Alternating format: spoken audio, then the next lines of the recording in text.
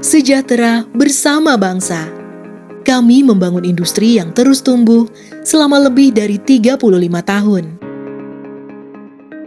Kami berupaya tak sekedar menjadi yang paling modern, tapi berupaya menjadi perusahaan berkelanjutan dengan komitmen menjalankan 12 inisiatif yang terangkum dalam Astra Agro Sustainability Aspiration 2030. Memastikan planet dan iklim terjaga seiring dengan jejak langkah kami. Mengoptimalkan produktivitas dan meminimalisir jejak karbon. Bibit-bibit unggul itu akan tumbuh lebih besar dan kuat sejak kemarin, hari ini, dan akan datang.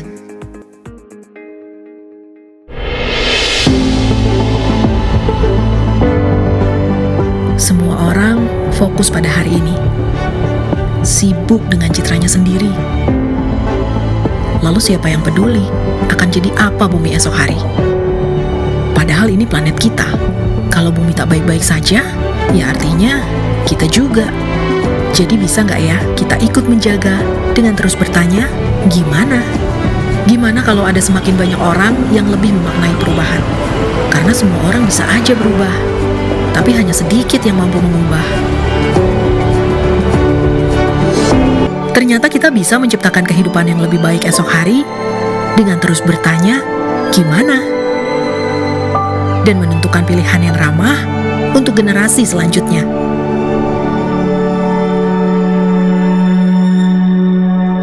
Pertanyaannya, ada apa dengan beras?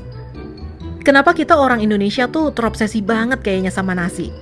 Katanya bukan makan namanya kalau belum makan nasi. Makan bakso pakai nasi.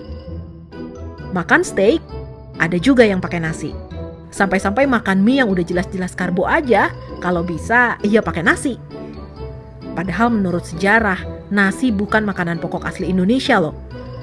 Kalau kamu kaget karena baru tahu, nggak masalah. Yuk kita cari tahu sama-sama. Kita sudah sering dengar narasi kalau manusia itu berbeda-beda. Mulai dari pemikiran, pendapat, bahkan seleranya.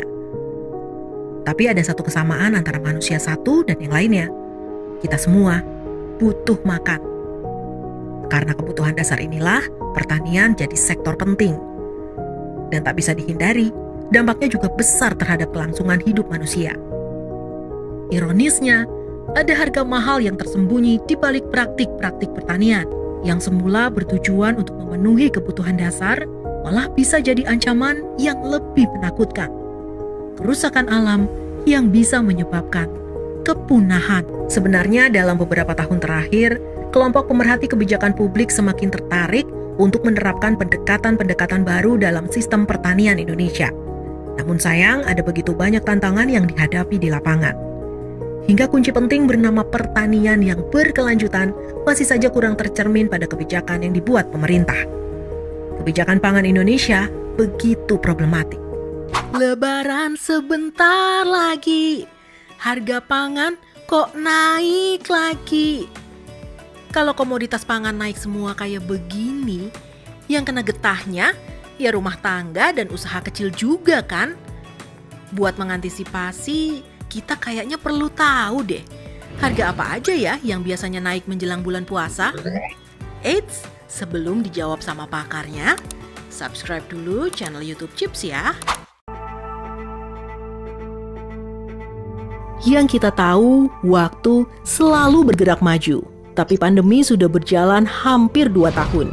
Banyak nyawa menjadi korban, dan yang pasti semakin banyak juga kesempatan yang hilang. Pertanyaannya, mau sampai kapan? Kalau nggak segera ada solusi, pandemi bisa semakin lama dan sulit diatasi. Yo pemirsa Raja Wali TV, 30 menit ke depan Sports Edict akan menyusuri Extreme Sports di Bromo dan di Kota Batu Malang.